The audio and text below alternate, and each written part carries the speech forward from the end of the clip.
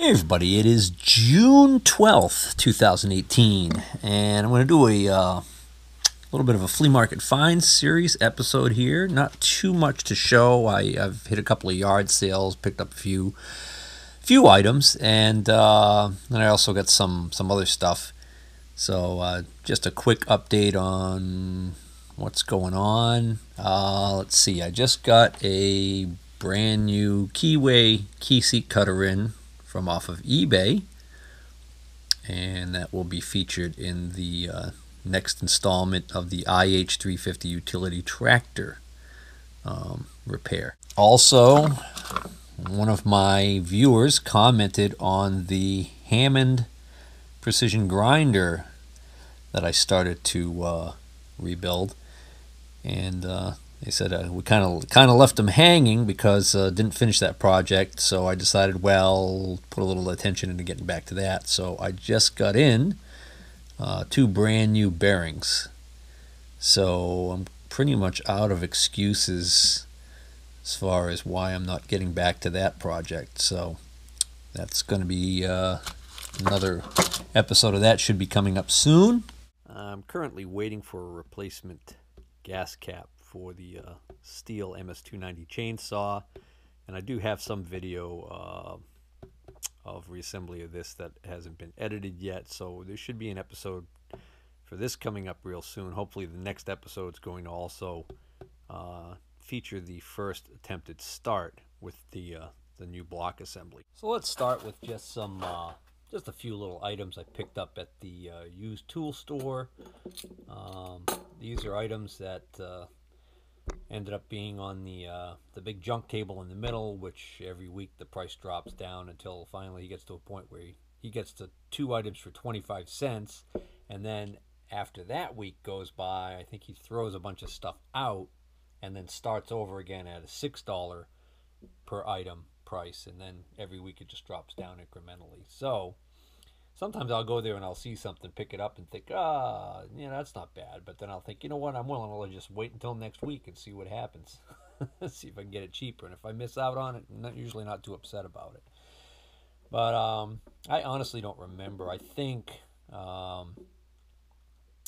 ended up getting, I think it was at a bucket. I think the table was at $1 an item when I picked up this tubing bender. Those of you who don't know what this is to be slid over copper tubing, and it allows you to bend copper tubing and it keeps it from kinking. So you need one of these for each different size of tubing. So this is just one. And then I don't remember even where, but somewhere I picked this up for next to nothing. So I've got a couple of sizes, and then eventually I'll probably pick up more. And I don't bend a lot of copper tubing, but it's just a handy thing to have for when you do need to bend copper tubing. I think it was at a buck, items were at $1 each when I came across this reamer, which surprisingly enough has really good flutes on it, no damage. Honestly, I don't remember if this is a cheapo Chinese one or what. No, that's a good one. That's a 9/16 inch Cleveland. So that's the Cleveland Twist Drill Company. High-speed steel, straight flute. So that's a good deal for $1. And I think I went back at some point when the table had gone down to like 50 cents an item or something like that, and I ended up finding this spanner wrench. I've got several of these now. When I can buy them that cheap, I don't mind taking a chance that it might be a duplicate. This one's marked 1 3/8 inch right here, but I don't see a toolmaker mark on here. And this is an electrical connector. This is a good size one here. It's a 3/4 inch. And I'll tell you, you go to buy that in the store, and it's going to cost you a lot more than 50 cents. He had gotten in a machinist's toolbox, and he empties out the toolbox, and things that are of value he'll price. And I noticed that he had this soapstone dispenser.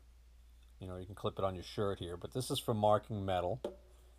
and it's still got a piece of soapstone in it. So he had this for $1.25, and then I noticed when I was looking through the toolbox, sometimes he doesn't bother completely cleaning out the toolbox. He'll leave behind stuff that he believes is junk. I was looking through the drawers of the toolbox because sometimes I find a little treasure in there that he doesn't think is worth anything, and I can get it really cheap. And here's another piece of soapstone in there, actually better than the piece that's in here. So I said, well, I'll give you the $1.25 for that. I said, can I have this piece of soapstone that was in the box? And he said, yeah. So thought that was good. I think I have a few more pieces of this laying around too, but I didn't have a holder like this. That's kind of nice. I'm not going to really show up on this kind of metal, but actually not too bad. X marks the spot. Now he also has a little some bins that he puts things in the store, and puts like a price. Anything in that bin is X amount of dollars. And these items here were all in the bin that were marked $2 each. And these all came out of that same toolbox. He just took all of the end mills and cutters and everything that were in that box and put them in the bins. But I noticed that some of these were carbide, solid carbide. So this is not. This is a high-speed steel center drill, but it's an extra long one. So I decided to grab that for $2. This is an interesting size because it says 5x5 USA. I assume that's a number 5 center drill, and it must be 5 inches long. Anyways, and then I weeded through all the end mills because I have plenty of regular end mills, and I pulled out every, just by weight, going by weight, I pulled out every solid carbide end mill that I could find, and paid $2 a piece for these. I can't find any markings on these. This has got a Weldon style shank on it. This one's just round. There's another one with a Weldon style shank. This one appears to me like it started its life out as a larger one, and it's been resharpened. Still usable though. I may have only paid $1 a piece for these now that I think of it. So I got some more storage for the shop. Right now it's kind of just in somewhat disarray here and making a big mess. I want to show you these cabinets I picked up that I'm going to be using for storing various tooling and tools and cutters and whatnot. They're really nice, and I had been wanting to get some of these in the past, but the price on these things has started to kind of get a little bit crazy. Apparently they're being repurposed and being used in upscale kitchens and stuff like that, especially if they've got an older vintage look to them. And I'm talking about these type of index card files. They have shallow drawers, and it really lends them to being useful for storing all kinds of hardware, cutters, tools, bits, whatever. They all tend to be very strong. That's one there that I picked up at an estate sale a couple years ago. I think I gave $40 for that one. That one is definitely vintage. It's a Steel Master, and it's got some age to it. So my friend had helped me previously acquire these cabinets right here. These are all from a bank. These originally would have been, they're called teller cabinets. They would have sat underneath the counter where the bank teller is. And they all have really heavy-duty draw slides, and they can take quite a bit of weight per draw. Oh, so anyway, so when I was picking up these cabinets, I saw one of those index cabinets like I just showed you, and mentioned to him that I'd be interested in the cabinet, but he had said that that one was, it was either, at the time it was already spoken for, or the bank was keeping it, but then he let me know that he said, well, I think I might have some others, but they're larger. So he ended up squaring me away and actually got me several. So the one on the right, those of you who watch my channel regularly, you might recognize that one as one that I bought at the local flea market a couple years back, year and a half, 2 years ago. That one looks like it might have a former military pedigree, and it definitely looks like it's got some serious age to it. All the handles are solid brass. The little placards for holding the labels are brass. So that's a real vintage unit there, and it's a big, heavy sucker. This is one that he just got me. So that's just as wide as the one next to it. The drawers are a little deeper, and it's not quite as tall. I haven't decided yet whether or not this is the setup I'm going to permanently go with. And as you can see, there's actually another one right there I'm going to show you in a minute. I haven't even got these all in a row yet because I haven't quite settled on what kind of a layout I want here. So there's the front of the one we were just looking at the back of. So that's a skinnier one, about the same height. And here's its twin. So two of those. And this one right here that's sitting on the floor in front of the lathe because I haven't gotten around to figuring out where I'm going to put it yet. That's also a Steelmaster, but it's a more modern one. Probably 1970s vintage or something like that. I don't know. I'm not going to worry about it. But it's kind of funny how things work out. I was thinking, oh, I'd like to get another one of these, and I ended up getting 4. And the funny thing is, that's not even all of it. In addition to getting that, I also got 2 lateral file cabinets in very good condition that I was able to immediately sell for $30 a piece, which the person who bought those was tickled pink to get those for $30 a piece, and I was tickled pink to get the $30 a piece and flip them so quickly because they were free. Also a 2-drawer file cabinet that I'm going to keep for my office because it's better than the one that I have now, and a small utility cabinet. Well, it's another bank teller cabinet. It's the style that only has 2 drawers and a cabinet down below, which I already have some of those. Matter of fact, that's one right there that I keep near my Delta drill press. So that's the style there, and those are actually pretty handy also. Just ignore that white thing there. You don't want to know what that is. So this is the one of the other cabinets. That one's a Fenco, and it's in great shape. These are very expensive when the bank bought them new. They're very well made. They're heavy duty. There's the 2-drawer file cabinet I'm going to keep. Oh, I also got this little cabinet here. I forgot about it. It's basically like an under desk. It's short enough to slide underneath the desk. Got a file drawer and then 2 small drawers. You know, all of that was going to go to the scrap yard. He's got a scrap metal guy who comes and takes all that stuff for free and brings it to the scrap yard. So I was really glad that I ran into him that day and he told me about it. So here's a little something I just picked up, and yeah, it's a snow blower. It's a Troy built single stage. It's got like one of those rubberized paddle type augers there that just beats the heck out of the snow and throws it pretty far by using really high RPMs. It's not self-propelled in any way. You just basically, you know, move it back and forth.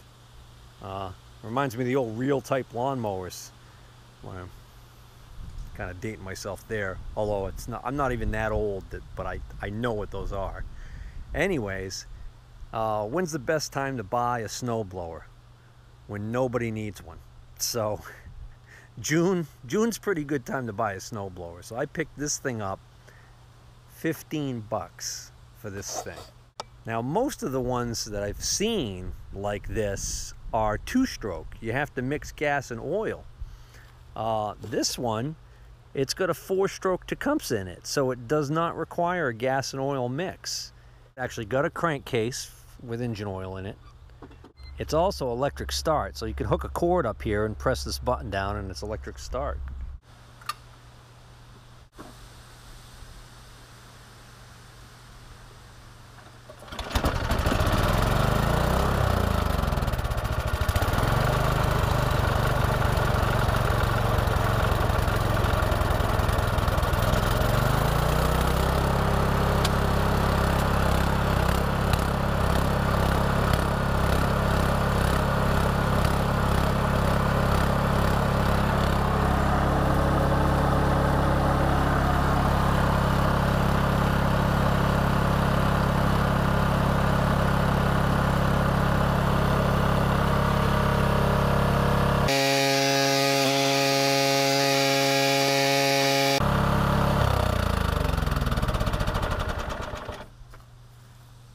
So it works perfectly fine. There's nothing wrong with it. So I really don't need to do anything to it.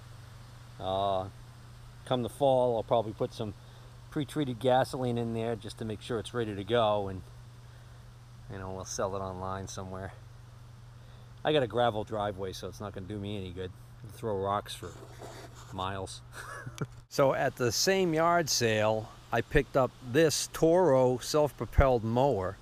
I believe it might be it's a mulching, combination mulching chute mower. So you take the bag off and you lower that door down and it becomes a mulching mower. And then, this is kind of neat, it's got this door on the side here that you can open and it turns into a side discharge mower. So it's basically, it's like a three-way. It can do mulching, side discharge, or bagging. This is non-running, but it actually looks like it's all the leaves. This is all from caterpillars. I don't know if you can see all that. That's all caterpillar poop. Caterpillars have been going to town. Anyways, that'll clean up really nice. It looked really good shape. It's got some promise to it. So it's not seized. Probably just needs carburetor work in that. So end up doing some work on that, giving it the old college try. See if we can't get that running. But I figured I'm going to go in order here. So, you know, funny side story. I did those 2 Craftsman lawnmowers with the boys, and we fixed those up and sold those, and the people were really happy to get those mowers. And I didn't bother keeping a mower because I have my trusty old Toro, which is over 20 years old. So this is my trusty old Toro, and turns out I need a new carburetor for it. And this thing's so old, I really don't want to put any money into it. I accidentally broke the fitting on the bottom of the tank off, so I actually drilled and tapped that and put in brass fittings, and it's not leaking, but it's leaking like a sieve from the carburetor bowl. The carburetor bowl was so badly corroded that the hole on the bottom here is too large, and the carburetor's got corrosion in it. So I went online and I found out that you can buy a carburetor, a Mikumi carburetor, which is what this is, from China. That's for Toro snowblowers. And you can buy it brand new for like $14. And if you're willing to wait for it from China, it's $14 and like 99 cents shipping or some silly thing. So the problem is that's not due until August, and it's only mid-June. And that's because of the slow boat from China. That same exact carburetor stateside, best price is more than twice that. So I didn't want to junk this lawnmower. I've had it so long. It's been such a good mower. It's got the aluminum deck. I think that engine might be a Suzuki engine. I honestly don't know. That mower will get the carburetor, and I'm hoping I can use the parts. It's not an exact match, but it looks like it uses the same bowl and float and all of that.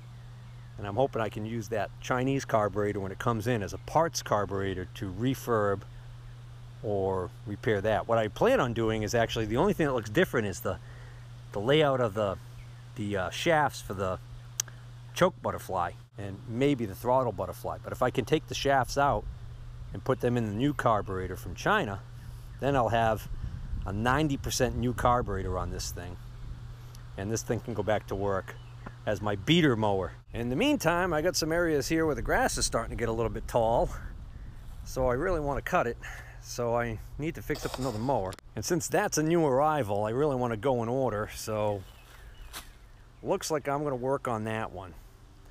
So I think that about covers it as far as the flea market and yard sale finds go. That mower, for those of you who are new to my channel, I got that mower for free, along with, well, it's kind of hard to see it, but that is a Coleman generator that is strapped onto a hand truck.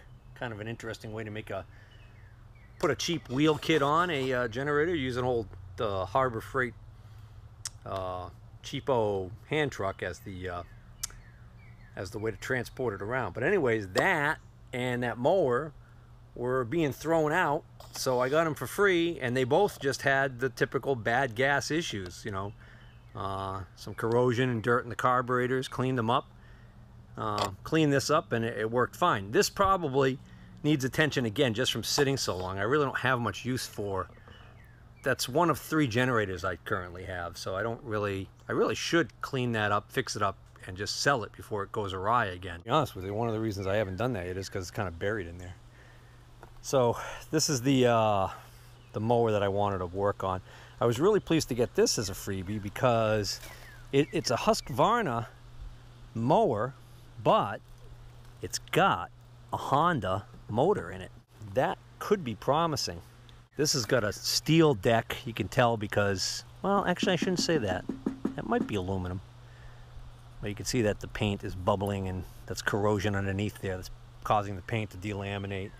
That mower was actually in much better shape, but that's actually spent a couple of winters outside under a tarp because I never got around to do anything with it, so it's my own fault kind of letting that go. But then again, this was on its way to the dump. It was going to be scrapped. So we'll probably be having a video on that coming up soon, and then, like I said, we'll get back to that Hammond grinder and the MS290 chainsaw and the, what the heck else? Oh, the IH350 tractor. With a little luck, by mid-August, that thing will be ready for a restart. Oh, I was going to give you guys a sneak peek. Well, there she is. It's as close as I want to get right now. This is Tickville over here. I really need to brush hog. Oh yeah, this is not forgotten either, for those of you who remember this project. Yeah, we've got the Miller and MIG welder, and we really got to get that set up. I've got some projects that could use some MIG welding. Alright guys, so I'm going to quit this video right here. Thanks for watching.